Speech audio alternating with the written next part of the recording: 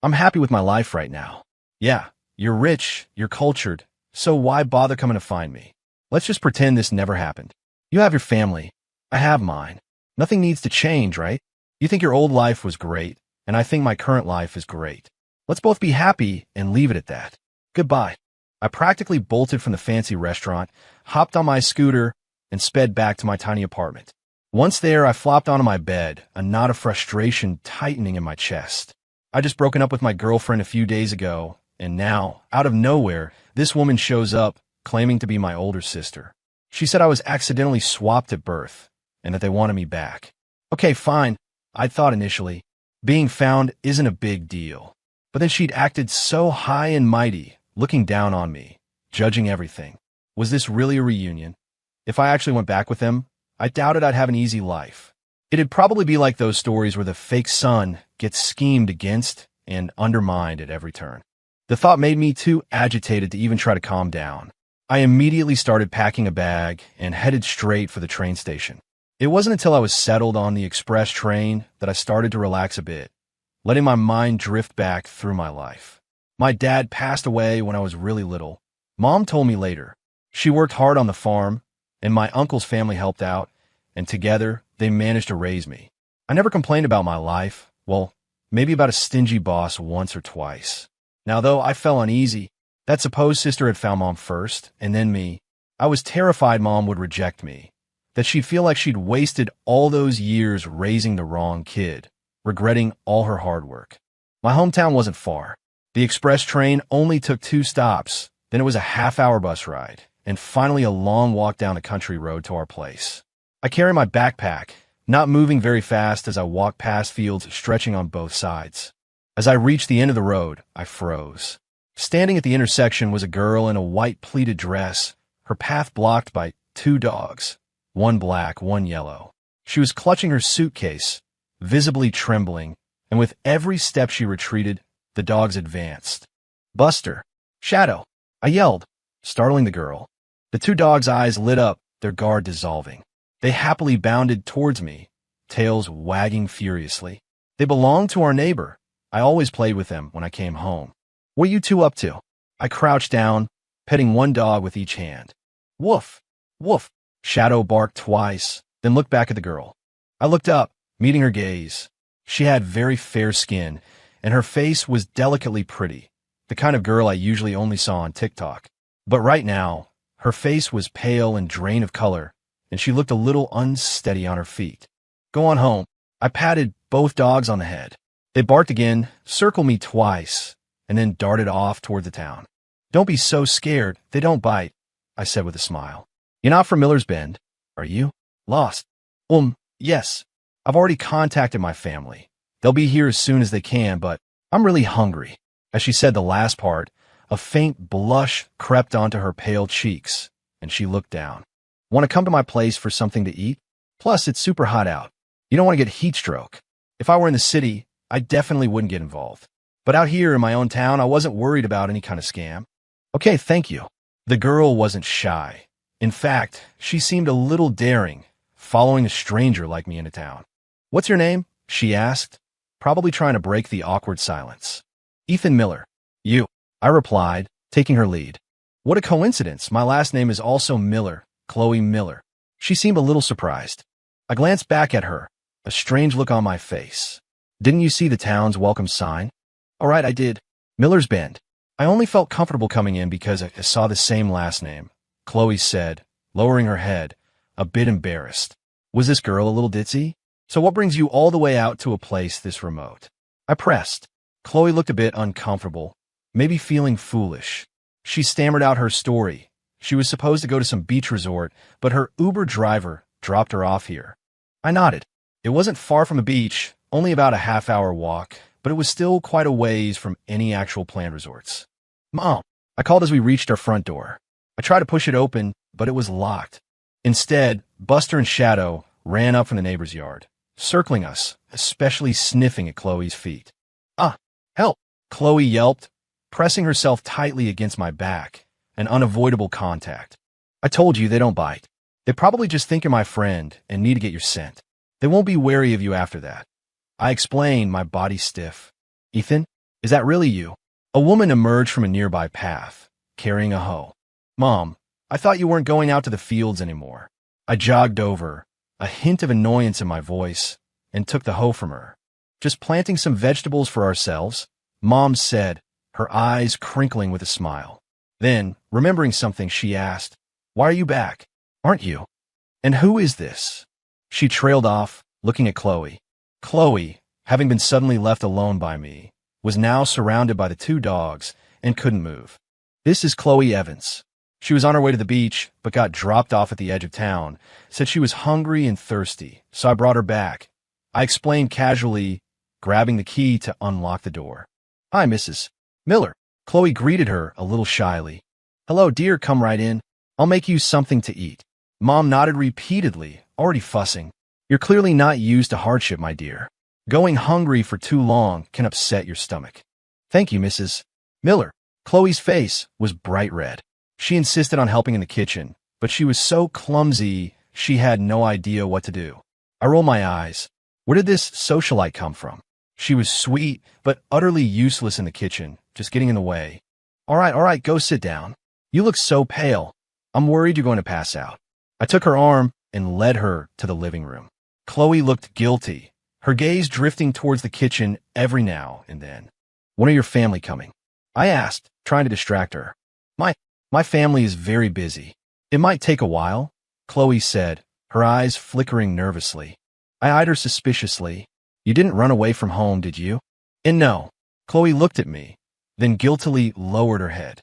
She then met Shadow's gaze and quickly shifted her eyes away. I continued. "Then after dinner, should I take you to the resort?" "Oh, no thanks. I canceled the reservation." Chloe kept her head down. Something was off. Definitely off. She seemed to be throwing a tantrum, running away from home. "So, what are your plans then?" I probed. "Well," Chloe asked cautiously, "could I stay here for a few days? Do you think that a good idea?" I looked at her. She fiddled with her dress, seemingly hesitant. I expected her to feel embarrassed and, after a moment, say she should leave. But I waited a long time, and she didn't say a word. "Dinner's ready." Just as I was about to speak, Mom called us to the table. "Let's eat first. After that, we can figure out where you'll go," I said, getting up to head to the dining table. Chloe stood up and followed. "Mrs. Miller, can I stay here for a few days?" she suddenly asked my mom. "Ich starte hier, Stund." "Of course, dear. Stay as long as you need." Mom agreed without a hint of hesitation, a warm smile on her face. Now I stared at Mom, bewildered. Were these two just completely ignoring the playbook? After dinner and a shower, I went upstairs to my room. Our house was a two-story home my uncle helped build years ago, saying it'd be perfect for when I got married and had kids. They could live on the second floor when they grew up.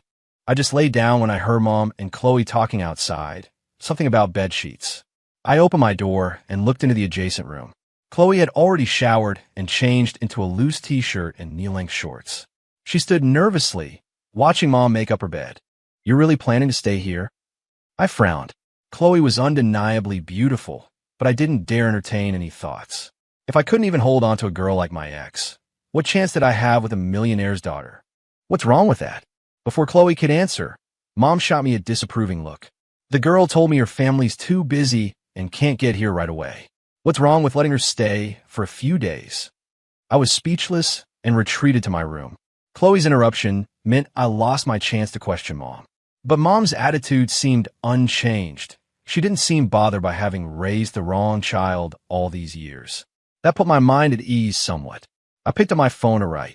I'm a freelance writer, mostly screenplays for short films. My novels haven't really taken off, but getting a short film script picked up earns me $5,000, which is my main source of income. I used to live in the city to be with my girlfriend, but now that we've broken up, I'm happy to stay put at home. If I get bored, I can even take Mom traveling. No restrictions. Knock, knock, knock, the door to my room. I put my phone down and went to open it. "What's up?" "So many mosquitoes." Chloe wrinkled her nose, looking pitiful. "Mosquitoes." I took 2 steps to look into her room. "It's summer. Just turn the fan on and point it at yourself. No more mosquitoes." Chloe immediately said, "It gets a little chilly at night. The fan will make me cold." "Then just pull up the sheet," I replied, then went back into my room. But not long after, another knock. "Now, what?" I sighed, a little exasperated. If she weren't so pretty, I might have actually lost my temper. The fan's uncomfortable. I can't sleep. Chloe mumbled, pouting slightly. I thought for a moment. That's because you're not tired. A little walk outside should fix that. Then you come with me. Chloe looked up, her eyes pleading. Remembering how scared she was of dogs, I agreed. Her eyes brightened, and she quickly went to change into sandals. As soon as we stepped outside, Buster and Shadow darted over for next door. Chloe was still a bit wary, gripping my arm and occasionally dodging their enthusiastic nudges. Most young people had moved away for work, not trusting their children with the elderly anymore, so by 8 p.m., the town was incredibly quiet. Even the birds were asleep, leaving only the chirping of insects. The stars are so beautiful. With Buster and Shadow having gotten their fill of sniffing and now running ahead, Chloe relaxed and truly enjoyed the night sky. I looked up too, at a sky so clear you'd never see it in the city. Country life is actually really nice, Chloe smiled. I shot her a sideways glance, deflating her a bit. Wait until you have to plant an acre of corn. You'll change your tune. Chloe pouted, clearly not wanting to hear my unromantic commentary. She seemed to be thinking of something. You're not tan at all. You must work in the city, right? Why are you suddenly back? My job is the same no matter where I am, I answered casually. We walked along the paved road, a small creek on one side, fields on the other, the air wonderfully crisp. What's that buzzing sound? Crickets. What kind of bug is it? Probably a cricket. In the quiet world, only the sounds of insects and flowing water could be heard, punctuated by Chloe's curious questions and my calm, unchanging replies. After circling the town, we returned home. I quietly typed on my phone. The guest in the next room didn't bother me again. Chloe Miller. Sterling Miller. Didn't my older sister go to meet him? Why didn't she bring him to meet Mom and Dad? And why did he come back to Miller's Bend so quickly? Chloe blinked her confused eyes, drowsiness finally setting in. Fan uncomfortable? No such thing. When you're tired enough, a little discomfort is nothing.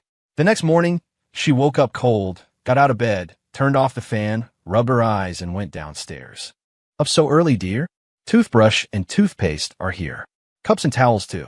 Ethan, that boy, heard you weren't used to our old stuff last night, so he went out early to buy new ones. There are breakfast burritos and coffee on the table, Mom said, then grabbed her farming tools and headed out. I wasn't really not used to it, Chloe mumbled to herself. Then she picked up the toothbrush and toothpaste to wash up before sitting at the table, looking at the steaming breakfast burritos and coffee.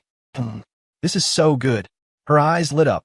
She looked at the pastry in her hand, surprised. It was much more substantial than anything she'd had before. She took a sip of coffee. It was sweet and rich. After my second round of sleep, I finally went downstairs to wash up. When I got to the table, I was a little stunned. I turned to Chloe, who was watching TV in the living room. Did you eat all my share? Huh? Chloe froze.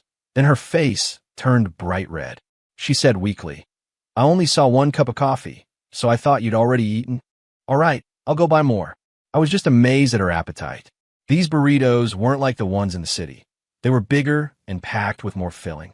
I bought 8, figuring Mom would eat 3, Chloe 2, and I'd have 3, plenty for everyone.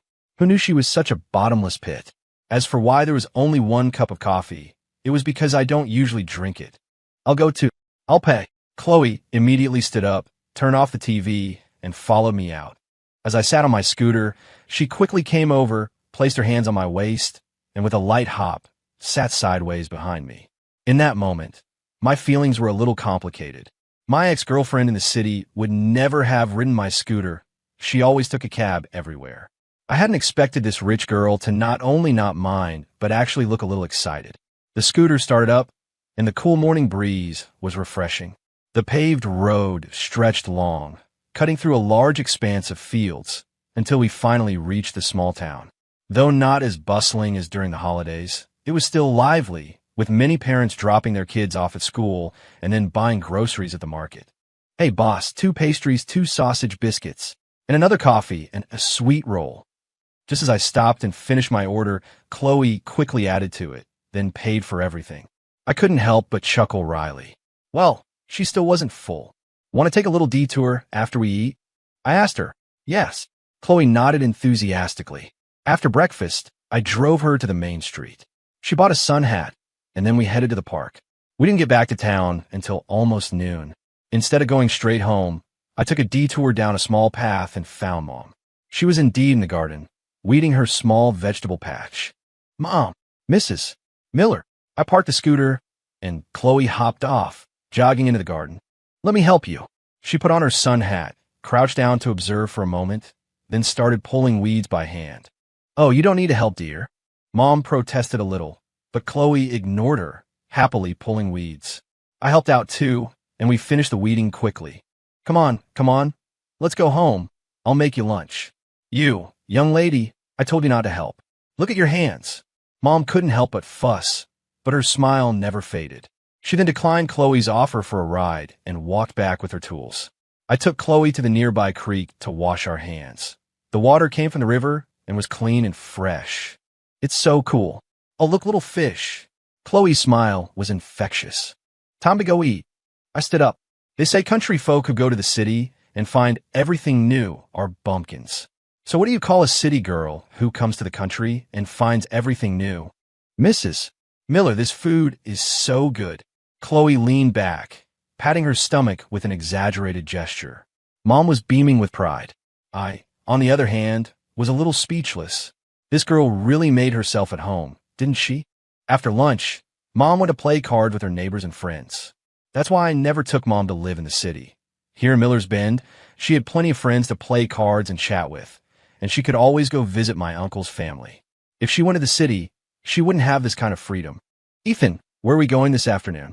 Chloe asked, her eyes full of anticipation. She was already calling me Ethan. I poured myself some tea, saying exasperatedly, "It's too hot this afternoon. You'll be as dark as a berry in 2 days."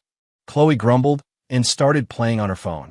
I turned on the TV, putting on some reality show, but mostly I just typed on my phone. I would have gone back to my room, but it didn't feel right to leave a young woman alone in the living room. Ethan, how do I fill out the shipping address here? Chloe suddenly looked up. Was she really planning on staying for good? I was silent for a moment, then decided to just go with it. I couldn't bring myself to kick her out anyway, and Mom definitely wouldn't allow it. The nearest drop-off is in the next town over. Open your Maps app. Yeah, right here. I walked over, stood beside her, and leaned down, pointing with my finger. When I was done, I started to straighten up. Ethan, wait. Chloe grabbed my hand before I could pull it away, but quickly released it, pointing at the map. What's Old Fort Sentinel? It sounds so cool. It must be impressive, right? Chloe turned to me, her eyes sparkling as if to say, take me there. Maybe someday. I mumbled, not committing. It was too far, over an hour on the scooter. Okay. Chloe nodded happily, as if she truly believed it. The water was boiling, so I started brewing tea. Tea kept me focused, which was perfect for what I did. Want some tea? I asked Chloe. When she shook her head, I poured all of it into my big mug, and then poured her a glass of plain hot water to cool. Just as I took a sip of tea and went back to writing, she spoke up loudly. Great. I bought some sunscreen. Once it arrives, we can go out this afternoon. I felt truly defeated. I just didn't get how her mind worked. Was living in the country really that enjoyable? No air conditioning, no luxury stores, nowhere to go shopping. Sigh. Oh well, she'd probably get bored in a couple of days. I shook my head internally and kept typing. Around 5 in the afternoon, the summer sun hadn't set yet, but it wasn't overly hot. I carried a lounge chair outside to soak up the sun. Chloe only stood outside for a moment before retreating indoors, unable to bear the sun. I didn't write. Instead, I petted Buster and Shadow, reminiscing about my childhood. When I was a kid, I never understood how hard Mom worked. Every day I just played, running wild around town with the other kids after school. Was that life really worse than a rich kid's? No, it was incredibly happy. To hell with the Sterling family's wealth. I didn't want to go there and face their cold stares. Around 5:30 p.m., Mom returned and started making dinner. I helped wash vegetables. Chloe, on the other hand, was causing trouble. Helping. Either way, she was having fun. At dinner, I noticed her appetite seemed even better, probably because she was adapting to the environment. I glanced at her slender waist, mostly hidden by her loose t-shirt, and wondered where all that food went. Yesterday, her dress had revealed just how tiny her waist was. My gaze drifted upwards. Ahem, I think I found my answer. Quickly, before I was caught, I looked away. After dinner, she tried to help with the dishes again, until she broke a bowl, then sheepishly retreated to the living room. I wanted to laugh. Maybe she caught my smirk because she shot me a fierce glare.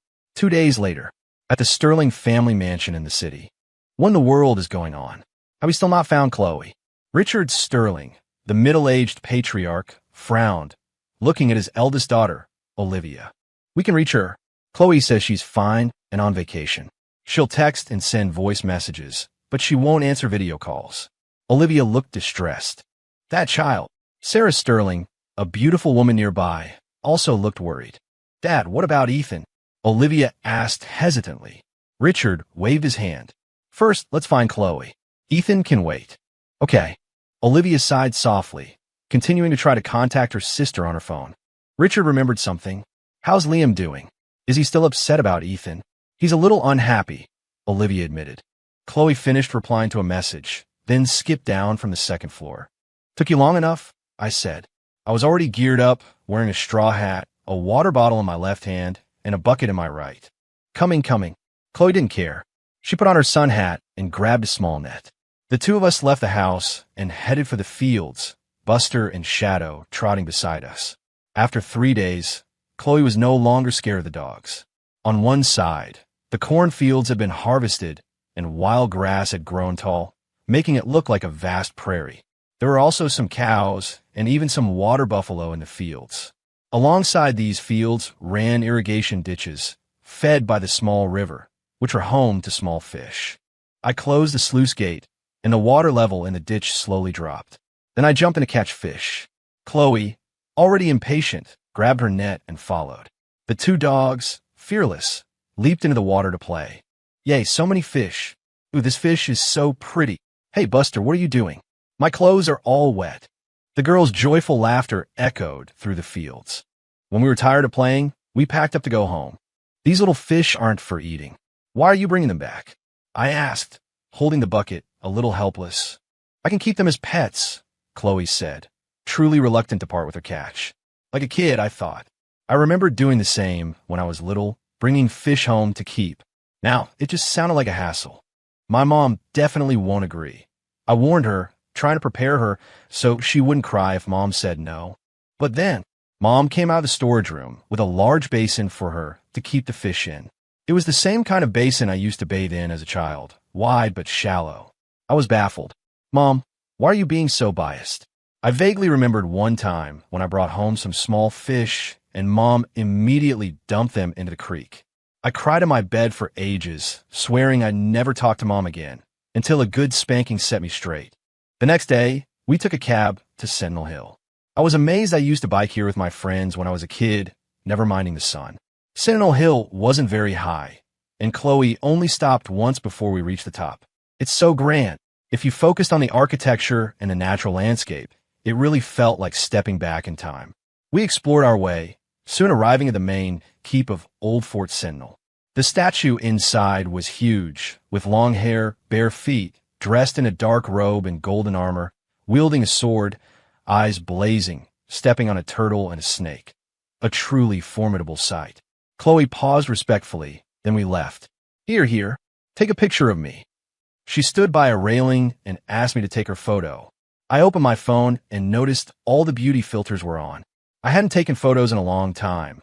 I deleted all my ex-girlfriend's pictures, but forgotten about the camera's filter settings. Chloe was beautiful. These filters actually made her look a bit artificial, so I turned them all off, leaving only a subtle, fresh-look effect. Nice photography skills. Remember to send them to me. Then we explored other sites, taking more pictures, and made it back home for dinner.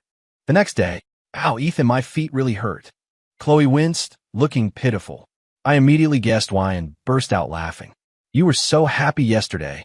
I told you to come back early, but you insisted on running around everywhere. You're impossible. Chloe angrily slapped my shoulder. Oof, this girl looked delicate, but her arm had some serious power. I grimaced, quickly moving from one chair to another. I played on my phone for a bit, then realized she was quiet. I looked up, only to find her glaring at me, her small face filled with reproach. All right, I'll get some liniment for you. I got up and went to the kitchen, found a jar, and poured some into a cup. My uncle made it, specifically for sprains and bruises. I wasn't sure if it would work. Here, rub this on. You should be fine by tomorrow. I offered her the cup. Chloe sniffed the strong scent and made a face. Ethan, could you do it for me? Please. She really didn't want to touch the liniment, thinking it would be hard to wash off. So she looked at me with those pleading eyes. This was a trick she'd learned the past couple of days. If she softened her attitude, I'd usually cave. I really couldn't resist. My ex-girlfriend had never been this openly affectionate. So I sat down. Chloe slipped her foot out of her sandal and tried to lift it, but it was too sore. Just as she was about to use her hand to pull it up, I leaned down, lifted her foot, and placed it on my lap. Then I poured a bit of liniment into my hand and massaged her calf. Call me a simp, but those were truly lovely calves, and they felt surprisingly good to massage. Chloe fiddled with her phone, but her face was flushed.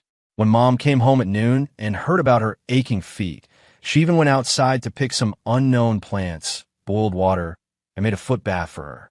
And she didn't forget to scold me a bit, too. That evening, Mom called me for talk. Ethan, what did the Sterling family say?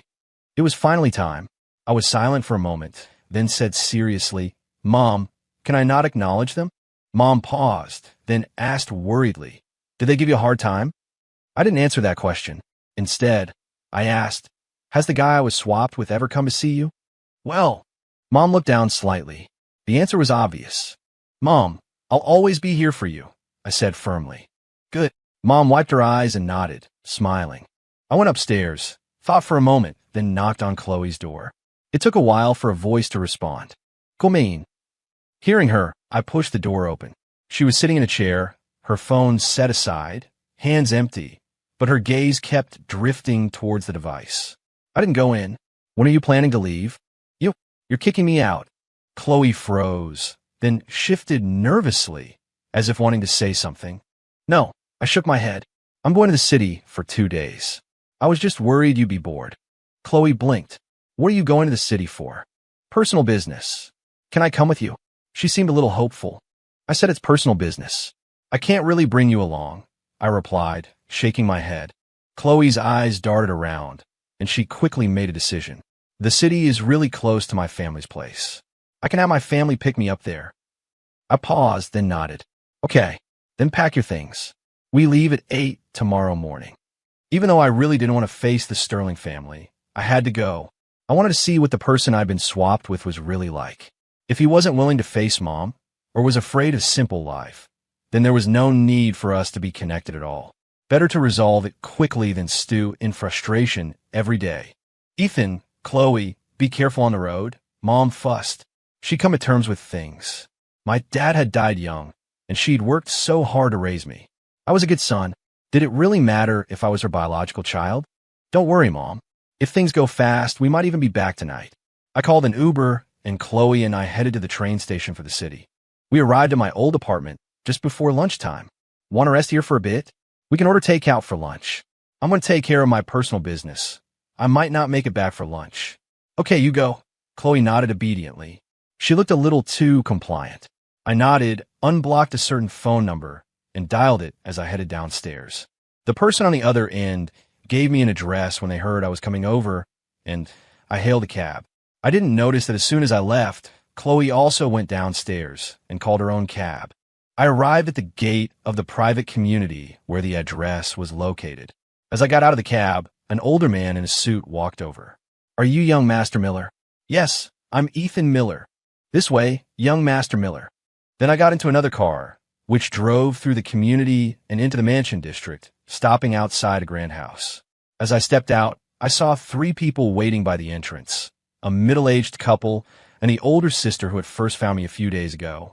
My child, Sarah Sterling, suddenly rushed forward and embraced me, completely catching me off guard. This wasn't how the script was supposed to go, was it?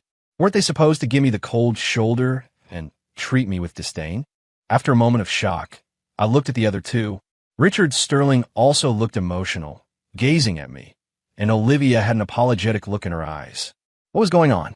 Let's go inside first, Richard said. Yes. Sarah finally released me, tears in her eyes.